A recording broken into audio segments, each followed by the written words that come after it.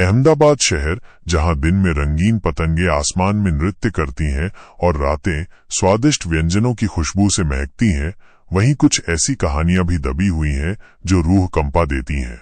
मेरी कहानी भी इसी शहर की एक ऐसी रात से शुरू होती है जिसे मैं कभी भुला नहीं पाऊंगा। मैं आयुष, एक सॉफ्टवेयर इंजीनियर हूं जो अपने काम में व्यस्त और अपनी छोटी सी दुनिया में खुश था। मुझे भूतों और रहस्यमयी कहानियों में कभी विश्वास नहीं था। मेरे लिए हर अनहोनी घटना का कोई न कोई वैज्ञानिक या तार्किक कारण जरूर होता था। लेकिन उस रात मेरी ये धारणा हमेशा के लिए बदल गई।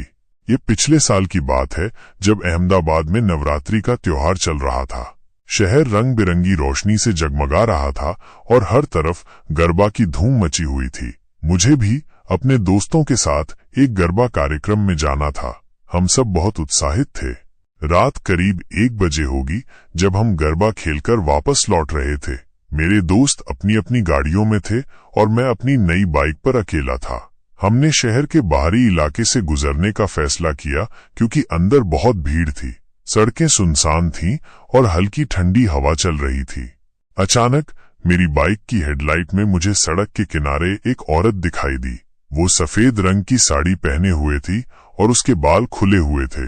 रात के अंधेरे में उसका सफेद लिबास चमक रहा था। मुझे लगा शायद किसी की गाड़ी खराब हो गई होगी और उसे मदद की जरूरत होगी। मैंने अपनी बाइक धीमी की और उसके पास जाकर रुका। क्या आपको कोई परेशानी है? मैं आपकी मदद कर सकता हूँ, मैंने पूछा। औरत ने धीरे धीरे अपना सिर उठाया। उसका चेहरा मेरी तरफ था, लेकिन अंधेरे और बिखरे हुए बालों के कारण मैं उसे ठीक से देख नहीं पाया। फिर उसने बोलना शुरू किया। उसकी आवाज बहुत धीमी और दर्द भरी थी। क्या आप मुझे थोड़ा आगे तक छोड़ देंगे? मेरा घर पास ही है, लेकिन मैं अकेली हूँ और डर लग रहा है। मुझे उसकी आवाज में अजीब सी उदासी महसूस हुई। अकेली औरत को रात में इस तरह देखकर मुझे थोड़ी दया आई। मैंने सोचा कि इतनी रात में उसे अकेला छोड़ना ठीक नहीं होगा। ठीक है, बैठ जाइए, मैंने कहा। वो बिना कुछ बोले मेरी बाइक पर पीछे बैठ गई। मैंने बाइक चलाना शुरू कर दिया। पीछे बैठी औरत बिल्कुल शांत थी। मुझे उसकी मौजूदगी थोड़ी अजीब लग रही थी, लेकिन मैंने ध्यान नहीं दिया। हम एक सुनसान रास्ते पर चल रहे थे। दोनों तरफ खेत थे और दूर दूर तक कोई घर दिखाई नहीं दे रहा था।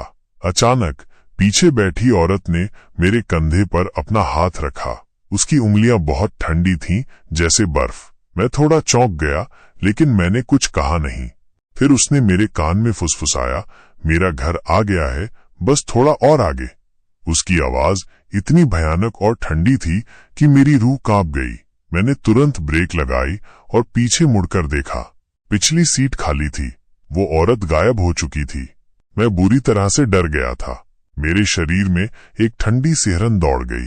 मैंने इधर उधर देखा, लेकिन दूर दूर तक कोई दिखाई नहीं दे रहा था। वो औरत इतनी जल्दी कहाँ गायब हो सकती थी? क्या वो सच में इंसान थी? मेरा मन तरह तरह के विचारों से भर गया। मैंने कभी भूतों में विश्वास नहीं किया था, लेकिन उस रात जो कुछ भी हुआ उसे मैं किसी भी तरह से समझा नहीं पा रहा था। मैंने बिना देर किए अपनी बाइक स्टार्ट की और जितनी तेजी से हो सका वहां से भागा। रास्ते भर मेरे दिमाग में बस उस ठंडी आवाज और बर्फ जैसी उंगलियों का स्पर्श घूमता रहा। घर पहुंचकर भी मैं काफी देर तक सदमे में रहा। मैंने अपने दोस्तों को उस रात की घटना के बारे में बताया, लेकिन उनमें से ज्यादातर ने मेरी बातों पर विश्वास नहीं किया। उन्होंने इसे मेरी थकान या कोई भ्रम बताया।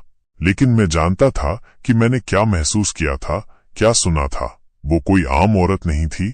अगले दिन मैंने उस रास्ते के बारे में पता किया जहां मैंने उस औरत को देखा था। कुछ स्थानीय लोगों ने मुझे बताया कि उस इलाके में कई साल पहले एक औरत की सड़क हादसे में मौत हो गई थी। कुछ लोगों का कहना था कि उसकी आत्मा आज भी रात में उस सड़क पर भटकती है और मदद मांगती है। उस दिन के बाद से भूतों और आत्माओं पर मेरा विश्वास जरूर बन गया है। मैं अब भी रात में उस सड़क से गुजरने से डरता हूँ, और जब भी मैं किसी सुनसान सड़क पर किसी अकेली औरत को सफेद साड़ी में देखता हूँ तो मेरी रूह कांप उठती है। अहमदाबाद की वो रात मुझे हमेशा याद रहेगी, एक ऐसी रात जिसने मेरे जीवन का सबसे भयानक अनुभव कराया।